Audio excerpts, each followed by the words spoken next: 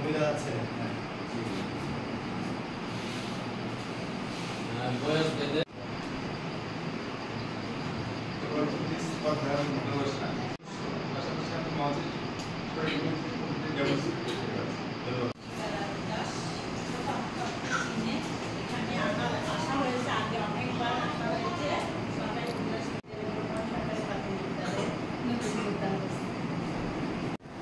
আমরা শুরু করব স্বাগত বক্তব্যের মধ্য দিয়ে এবং স্বাগত বক্তব্য রাখবে আমার সবাই কাজ করে খায় কিন্তু আমাদের তো কর্মজীবন আমরা জুম চাষ করি জমিন করি এছাড়া তো আমাদের কোনো দিন করতে নাই পরের কাছে কাজ করতে হয় আমাদের মানে